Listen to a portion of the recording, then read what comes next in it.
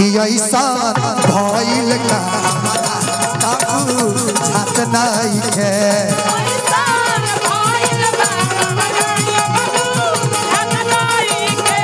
कि मैं से हो रहूं से एक हुगो जात नहीं है।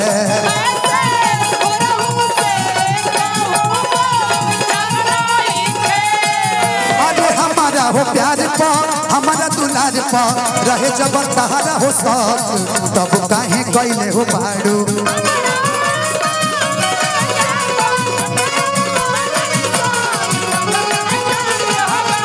हमारा हो प्यार पा हमारा दुलार पा रहे जब तहारा हो साथ तब काहे कैले हो बाड़ू।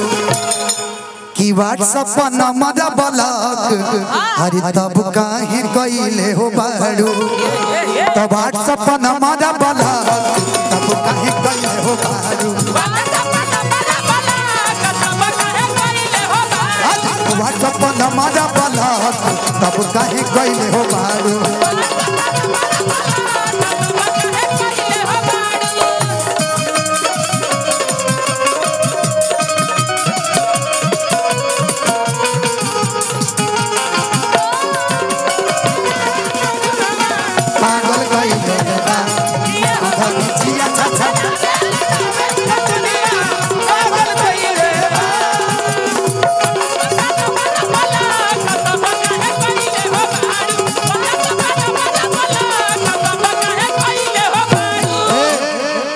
कि तहरा अरशद भैया कि चलते यार सदावा पागा अलाइल बाटे बिरजे से बाबू पगला नहीं ना ये ऑपरेटर साहब कुशीनगर से आते हैं भैया और इतना प्यारा बोलते हैं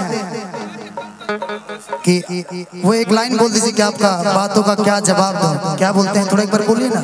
नाल का टोन उठाइए नाल का। बात तो बहुत है धनंजय भैया, लेकिन जो आप लोगों का प्यार मुझे मिलता है जब बिहार में जाता हूँ तो जैसे लगता है कि हाँ मेरा घर बिहार में भी है। क्या बात। इतना प्यार डीजे बिट्टू भाई का, धनंजय शर्मा जी का, ये सब प्यार ही है। आप लोगों का प्यार, पंकज भैया का आशीर्वाद, जिन्होंने आज देखिए भैया खेसारी लाल यादव जी के मंच पे आज हम लोग काम करते हैं तो ये पंकज भैया का बड़ा आशीर्वाद है, उसमें बड़ा स्नेह है आपका, ये आपका स्नेह है, बिट्टू भैया का स्नेह है। तो इस आशीर्वाद और स्नेह को मैं कभी नहीं भूलूंगा। लेकिन एक बात जरूर कहूंगा, सुनिएगा। एक लाइन बड़ी प्यारी लाइन मुझे याद आ रही है, कहना कि लग गई मेरे घर में आग तो समझो बचा ही क्या है। ईदू भैया कि लग गई मेरे घर में आग तो समझो बचा ही क्या है। लेकिन मैं कहता हूं धनंजय भैया कि जब बच गया मैं तो समझो जला ही क्या है। कि लग गई मेरे घर में आग तो समझो बचा ही क्या है,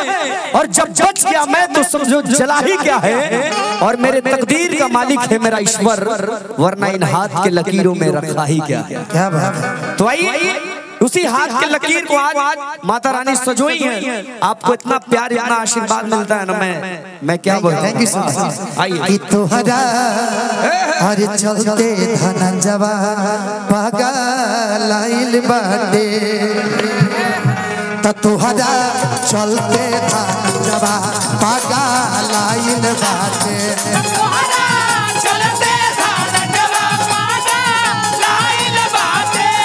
कहूँ मैं से जब हो रहूँ से जाता नहीं है।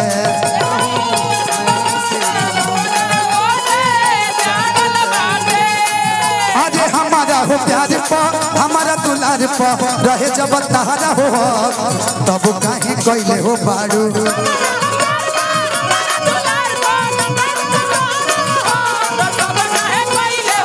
अरे हमारा हो प्यार पा हमारा दुलार पा रहे जब तहारा हो साथ तब काहे कैले हो बाड़ू।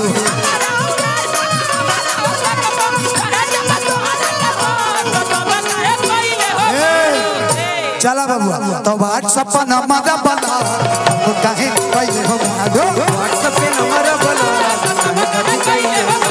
व्हाट्सएप नंबर बना तब काहे कैले हो बाड़ू। व्हाट्सएप हमारा बना कहीं हो बाबू। अरे व्हाट्सएप हमारा बना कइले हो बाड़ू